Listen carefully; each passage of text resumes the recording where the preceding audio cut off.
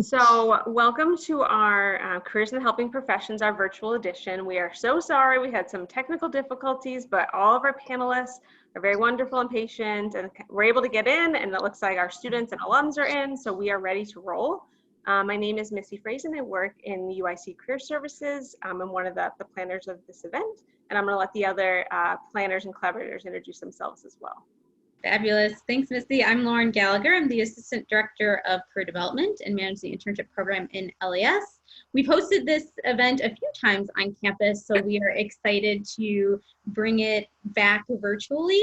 It's a really fun way to engage with professionals. We're doing some really cool work every day. So I'm excited to engage in conversation for the next hour. Hello, everyone. My name is Liz Herrera, and I am the Director of Career Development and Major Exploration at the College of Liberal Arts and Sciences. I'm going to be helping out with the tech stuff here, so please be patient. So we appreciate your patience, but happy to be here. And thank you, panelists.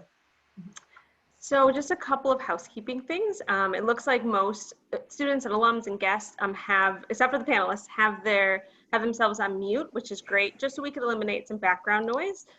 So how this event's going to work is we're going to have our panel for about 35 minutes-ish. We have some questions prepared to ask the panelists. And then Liz is going to help us sort of turn it over to breakout rooms so that all the students and alums and guests, you can actually interact with the panelists in small breakout rooms where you'll take yourself off of mute, maybe even show us your face, and you could potentially talk to the panelists, ask questions, all that type of stuff. So that's how the event's going to work.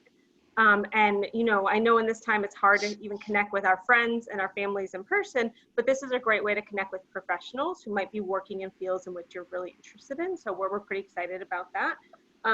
Just one thing to note is that we have 3 great panelists. They're going to tell you all about their career paths and give you some advice.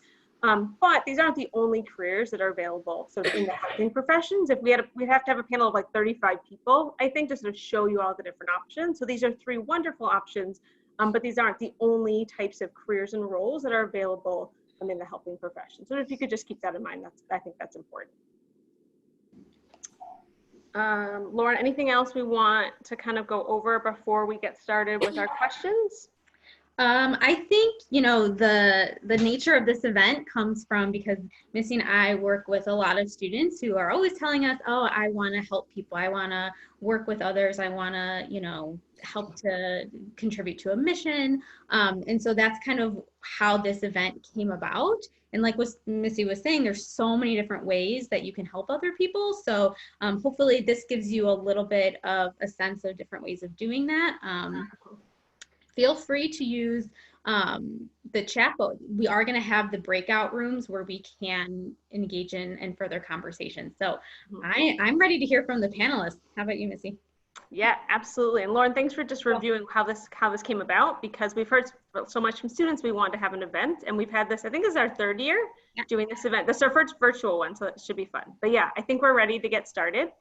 So I think we're going to ask each of our 3 panelists to take 3 to 5 minutes, just introduce themselves briefly, like your name, where you work now, and just a little bit about your career journey to help our students just learn a little bit more about you and how you got to what you're doing now. Cool. Well, I can start. Hi, everyone. Thanks for having me. My name is Elaine Phillips, and I work at Thrive Counseling Center in Oak Park. My role right now is the Crisis and Access Services Coordinator. So basically what I do is I supervise a team of crisis workers, and we all, we multitask as far as taking crisis calls as well as screening initial calls from the community who are interested in outpatient services. So our agency, all we do is outpatient. We do marriage counseling, family counseling, individual counseling. We also offer groups as well. Right now we offer medication management for adults only, but we are hopefully bringing on a child psychiatrist in the next couple of months to take care of our youth. So we serve Oak Park and River Forest, but also the surrounding communities as well, such as Chicago, Berwyn, Elmwood Park, Maywood, etc. We have about 20 clinicians that are all master's level. And I would say the majority of us have at least our first license, and it's a mix of social workers and counselors. So I've been at Thrive for about 3 years now. I started with them as an intern in the crisis department. Fell in love with crisis work. I work with Lauren too. She helps out with the crisis team. She's amazing at it. But it's nothing is ever the same really when it comes to doing my job. And I think that's what I like about it, especially when the weather is nice and I have an opportunity to go outside. Except as you know, currently right now, things are a little bit different. But my undergrad was in musical theater. I got into psychology in my mid-30s. And it was just life circumstances kind of led me to this, and went back to school, got my master's, and here I am. I guess what I've always enjoyed about people is just their story, their journey, where they started and where, what they can do, where they're going. I find that so fascinating. So I guess naturally it led me to wanting to help others and also just, sit down and talk with people and guide them through their current struggles. So I'm really excited to answer your questions. Thanks again for having me, and I think I'm done.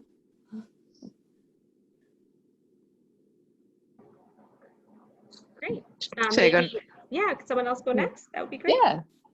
All right, I'm Eliana Riley. I work in the UIC Engineering Career Center. I've been there for about almost 3 years now. So I've worked just specifically with the College of Engineering, about 5,000 students, undergrad and graduate students. I work very closely with Melissa and Lauren on different career development events, sometimes even with our own career fairs as well. We usually put on 2 career fairs, and then a lot of the work that we do in our office is putting informational events together, career events, as well as providing career advising, career advising for students that are looking for job search strategies, career planning, career development. So that could even be like mock interviews as well, interviewing, resume development, and I'm also the manager for the Professional Connections program, which is a mentor program that we bring in alumni, engineering alumni, to connect with current undergraduate, junior, and senior engineering students as well. So in addition, it's just it provides a lot of variety in the office. You never know what's going to be happening each day, whether it's going to be the career advising or events, career fairs, the mentor program, even providing opportunities to do site tours. I really enjoy doing those to allow students to see the different types of environments there are as well. But previous to that, it's kind of similar to Elaine. I went to school for opera performance. So I had a musical career for about 5 years. Yeah. And I taught privately in a conservatory. Really enjoyed that while I was also conducting and performing. And after the 5 years, my values sort of changed. I wanted to work with students, but didn't know in what capacity. I knew I didn't really want to teach because I didn't really like the big classrooms, but I love the one-on-one, the one-on-one sort of environment with students. So I reached out actually to my academic advisor and asked to do an informational interview so I could see like how she got to where she was at. And she told me about the field of student affairs. I had never heard about it. I didn't know that was a thing. And she gave me a lot of great pointers as to if I wanted to go into advising. I didn't know it was career advising quite yet. I actually had never used my career center while I was in school. But I knew I wanted to do some sort of advising. So she told me the different schools that provided those programs and helped me to get the tools to kind of get to that path. And so for my graduate assistantship, I was offered an assistantship within the Career Center, and that's where I learned a lot about career advising, and it really fit the type of work that I wanted to do, working with students, doing the one-on-one, also helping them through their job search, but finding their passions, their interests, their values, because it's not just a matter of here's my major, here's the job, there you go. It's a lot of that development, researching yourself, what do you want to contribute and offer to the world. And then also, does it fit like your identity or your different important values that you have within yourself, whether it's personal values or job values as well. So I really appreciate that type of counseling, but then also working with the students to help find their passions in life. So that's me. Hey. Hello, everybody. I'm glad to be here. My name is Dr. Belva Miles. I am a staff psychologist in the UIC Counseling Center at the SSB. There we do a lot of different things. We provide initial consultations, individual therapy, group therapies, couples therapies. We do crisis work, outreach. I have liaisons. I'm also the liaison for the Career Services Center, which is one of the things that we do. Like if one of your liaisons has something that they would like your assistance in, like sitting on this panel, you would do that. I liaison also for the Chance program and for the Chancellor's Committee on the Status of Black Students. In terms of my journey, I got an undergrad and I was listening to everybody. I'm so jealous you all majored in something else in undergrad. Nope, I've been wanting to be a psychologist for a very long time. So I got my undergraduate degree in psychology at Chicago State. I got my master's and my doctorate degree at Roosevelt University. I have worked and trained in, oh my goodness, various different settings. I have been at UIC for maybe about a year and a half. Previously, I was at another college counseling center. In the past, I have been in outpatient settings, inpatient, that's like a psychiatric hospital. I provided services at therapeutic day schools, residential treatment, and most recently, a very small private practice. I've also provided psychological testing to people, and I've served people from children, adolescents, and adults.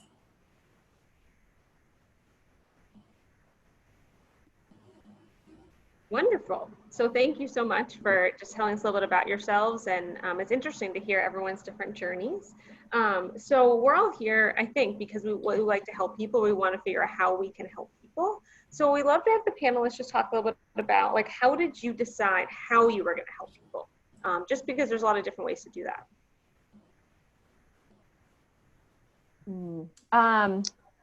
That's a good question. I think for me, I just kind of stumbled upon it. I knew I wanted to work in an outpatient setting as I was going through grad school. So I accepted this internship and really fell in love with it. And the reason why I accepted the position for full-time was, it's a unique experience working with all ages of people who are in acute distress. They're whether they're grieving over a family member, feeling suicidal, if they're going through any other kind of, mental emergency. You really exercise, you really have to kind of sometimes get creative in how you respond to these calls. It's just a really unique experience. So I just fell in love with the environment that I worked in, the ability to step out into the community and work with different agencies, including other professional people in the industry, such as hospital staff, specifically ER, police departments, local schools. We work with a lot of different people within Oak Park and River Forest. So that experience was pretty cool, and I wanted to continue doing that. But to answer your question, I just kind of stumbled upon it because it ended up being my internship. Yeah, and to go off that, it was kind of similar to me, where I knew early on that I wanted to do some sort of teaching. So as an undergrad, I started off as music education. And then when I saw that observation of 30 kids in a classroom, that was all it did to scare me away. I was like, no, I don't think so. But I loved working with students, seeing the development and teaching, but it allowed me to see my values were more of the one-on-one style of teaching or working or advising. So when I got to have that opportunity in the conservatory, I really thrived, because it's not like one size fits all. It's really listening to the story, like what type of communication style do they need, or learning techniques, everyone is so different. So I really appreciated that I got to learn that value within myself early on. Like, I do want to have that one-on-one. And then after going to school and having a really great academic advisor, I really liked the work that she did, where she got to listen to each student's journey of what courses they had to take. And the setting, I really liked the academic setting as well, which is why I looked into setting up the informational interview with her. And then with the career, that's kind of where it just happened to land, because I was offered the internship.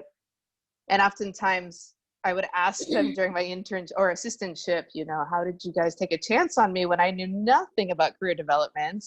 I probably didn't use any sort of great interviewing strategies. I didn't even research the position before I went, which is something we always tell our students. But I think what grabbed them was how I was transitioning careers. And those are the students I really, really like working with, because I was in such a different career. Sorry, my mother. I was in such a different career, and really trying to find a way to have those transferable skills work into career development. And then also researching what, I didn't know these had names for it, I guess. I didn't know that I was really networking. I didn't know that I was really doing research, career development, and assessing my values. But somehow it all kind of locked in and helped me to really thrive in the career development and help other students transition into other careers if they want to, understand their transferable skills and how they can still thrive in something that is a different area of career. So that's how I ended up getting into that.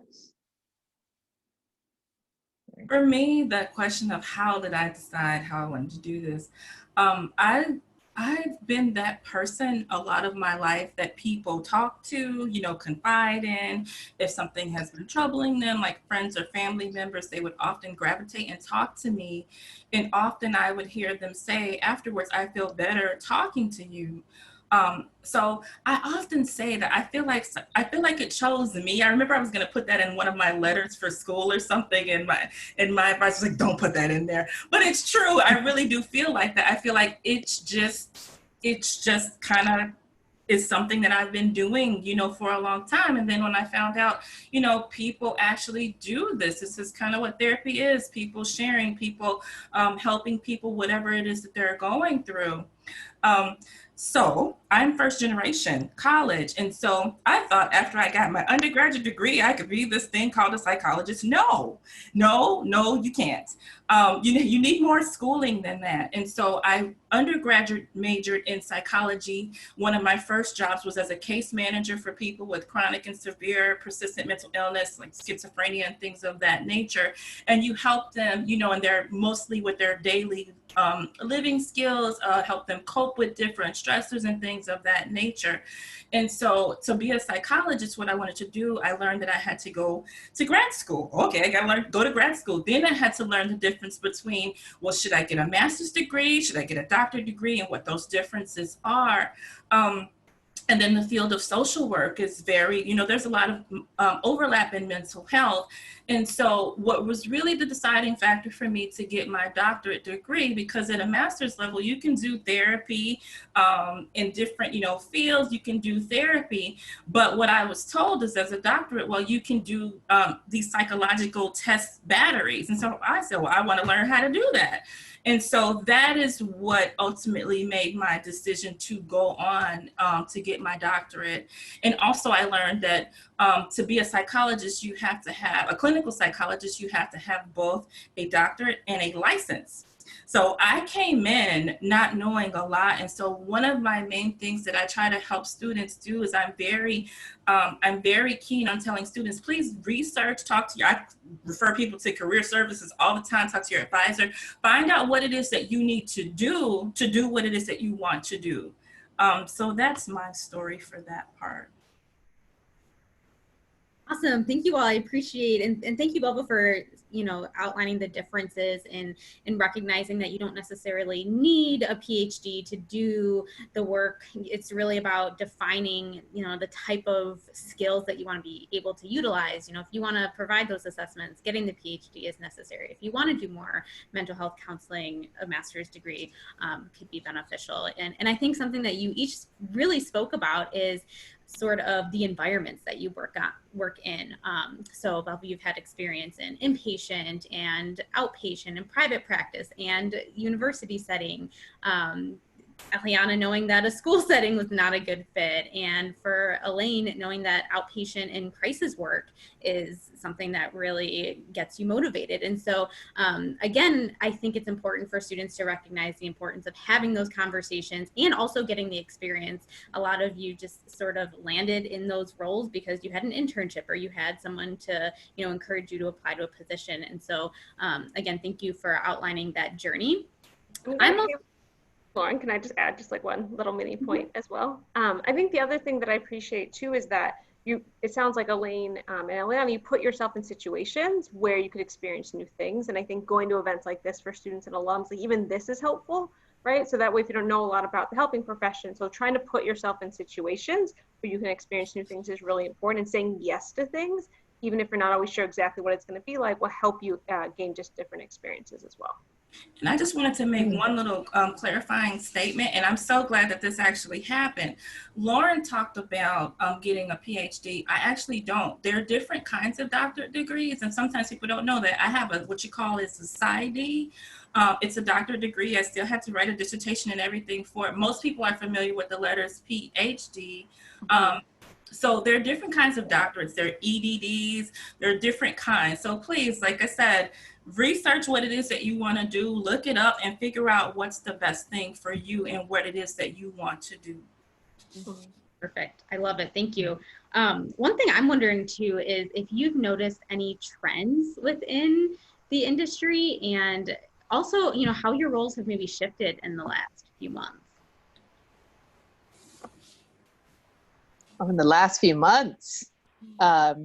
Yes, I think a big one of it, and I think you guys can probably add to that as well, is the virtual career fair platform. That's been kind of like the big thing that everyone is researching right now in careers, because with those career fairs, I know for us in the fall, we actually put on 2-day career fairs for the engineer students, just because we bring in like 100 employers each day of those 2 career fairs. So it'd be a lot. It would be over 200 if we had it in one.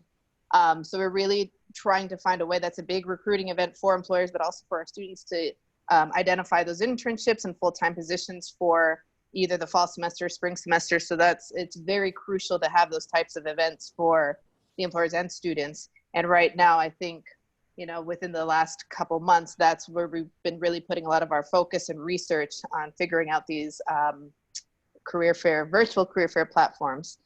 Don't think we necessarily have an answer quite yet, but we're still trying to figure out different platforms that we could possibly use. And it's a tough one, but it's been an interesting and exciting to kind of take on like a new challenge of, I haven't always been the most techie person. So during this time, it's been really interesting learning platforms for audio advising, you know, and again, like making sure that students feel comfortable either virtually through audio or email or offering video, you know. So I ask my students each time that we were supposed to meet, like, what would they prefer? Most do audio, I'm assuming, because they're in their pajamas and they don't want to do video appointments, but whatever they're comfortable with. And then also other things that we're doing is trying to put all of our resources online. Luckily, we had a lot of that already. So it's a matter of updating it and also providing COVID resources, especially with a lot of our students trying to understand which employers are still offering positions and who are still hiring. So we made sure to create a spreadsheet with that. And then I'm also in charge of the communication, the newsletter that goes out each week. So I make sure to let students know of positions that are being posted right now, COVID resources, other virtual job fair platforms that they could be going to right now over the summer. So trying to do all of these sorts of things to give students hope and also show that there are opportunities still currently happening.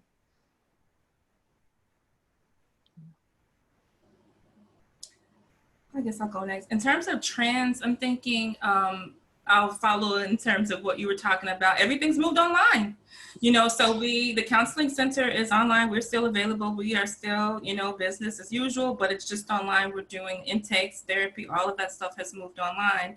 So in terms of the trends, I think just talking about COVID, how it's changed things. I think some students may have been a little bit, I think we all were actually, how are we going to move on, move forward from this, and there's a little bit of, before we figured it out, and everything is kind of smoothing out now. Some clients might have been nervous initially about doing videos. Some of them just want to stick to the audio. Some of them then, after class, they're like, the video's not that bad. And then we have different degrees of comfort with our tech level. But other trends too, in terms of like mental health, I think a lot of people are more anxious, obviously, related to COVID. And in terms of, mental health, what that would mean for me is trends in my work is dealing with, helping people deal with anxiety, helping people deal with, some of the adjustments of doing things online. I think some students are not the most tech savvy either, so they're concerned about doing like schoolwork and things of that nature online. Some of them, I'm sure, are so glad the semester is over, for that particular reason. And going forward, though, I think because of, this pandemic that we are in, even once we get a better handle on it, as a pandemic, I think there's still going to be a lot of residual anxiety, helping people adjust to this new normal and all of those things. So I think mental health as a field, for the students watching, I think it is a field that is a good field to go into. I think it will continue to need people to deliver mental health services long after this. And this is definitely, I think the impact will be kind of long lasting. Mm-hmm. Yeah, I agree. So as far as the trend I'm seeing with my clients, a lot of the issues that they wanted to focus on before all of this happened, it really changed.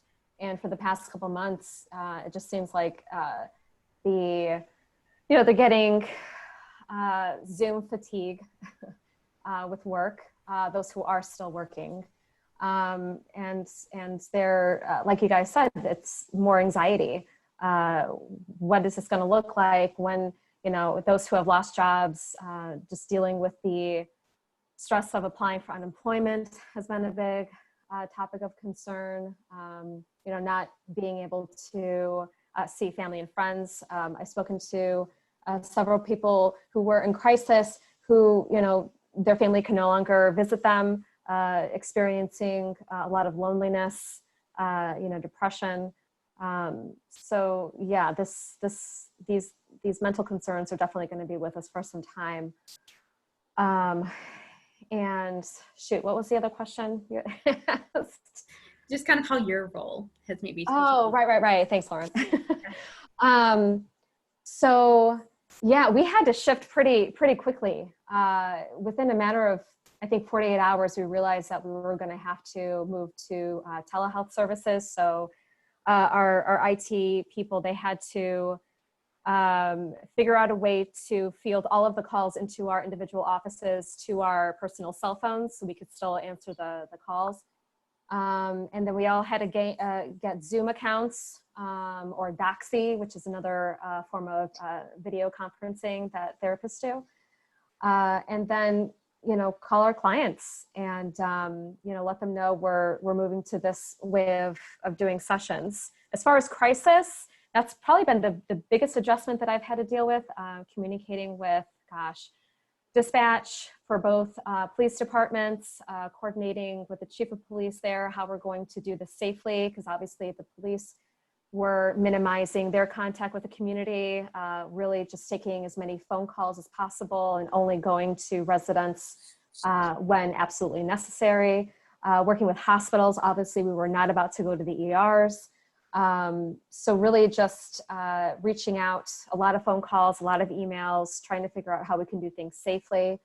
So under normal circumstances, we get a page from the police, school, hospital, letting us know that someone's in crisis. So then we actually go out into the community, we do a risk assessment, and then if at absolutely necessary, we hospitalize them for inpatients.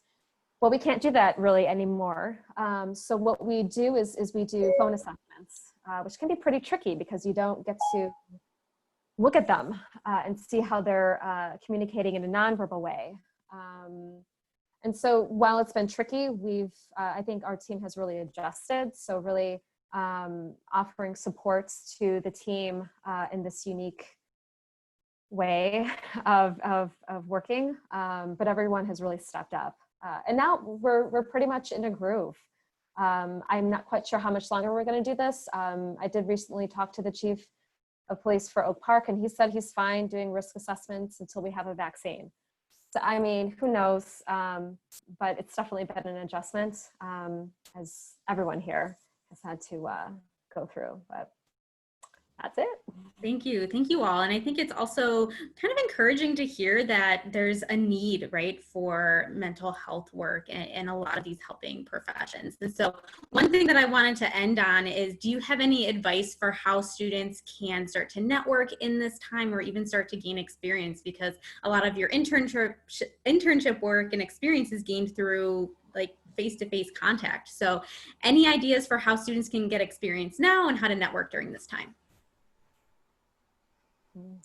I think a big one, I am such a big fan of informational interviewing. Really think that's a great way to go about, you know, learning through other people.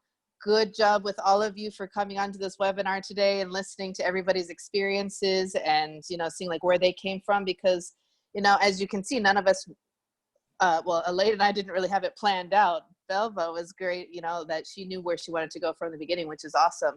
And paths look so different like that all the time, you know, where it's just being exposed to certain situations. Like Missy said, always say yes to opportunities, even if it's just a curiosity and just listening about it, because then at least you learn, like, you know what, didn't like that.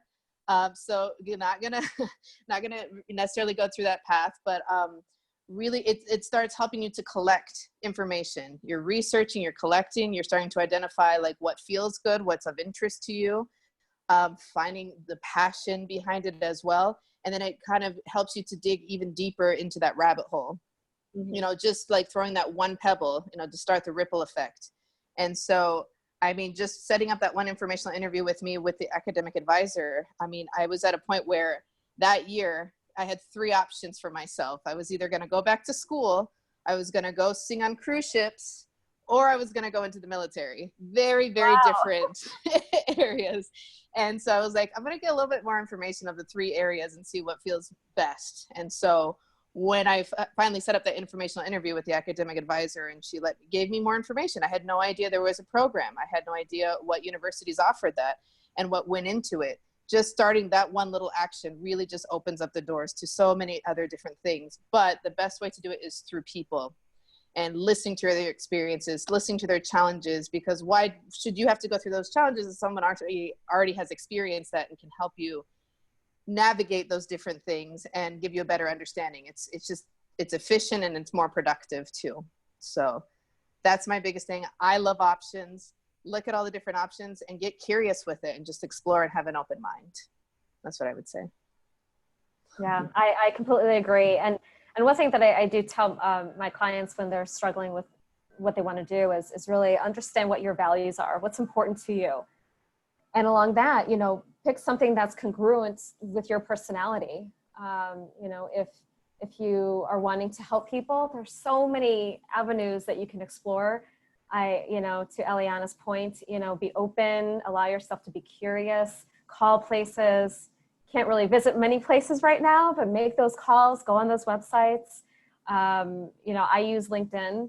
I think that's another good social networking source. But really just, you know, ask yourself, you know, how you want to spend, you know, 40 hours a week. Yeah, I think that would be my advice. I am a big fan of letting the students know your advisor is there to advise you. They know a lot about this field, talking to your advisors. And I like to talk to students about mistakes that I've made. I've always been, when I was in school, I went there, did my work, and went home. And I now know the value of networking. Find those people in your department who have been where you're trying to go and talk to them, ask them questions, because I feel like you. Don't make the mistakes if you don't have to. You can learn from them. I also encourage students, whatever field you want to be in, there is probably a club at your school you can join, or a professional organization. Like I have been a member of the American Psychological Association since I was an undergrad. I remember there was Psych-Hi. I'm also a member of the Association of Black Psychologists. A lot of times for students, they have very discounted rates. Join now, because they often have, you know, different conferences and different ways that you can network. work. So I recommend joining those professional organizations, getting the information, go to some of those events, and coming to things like this, where you can listen and ask questions and take advantage of your career services. Because like I said, I definitely send people there. Those will be my suggestions.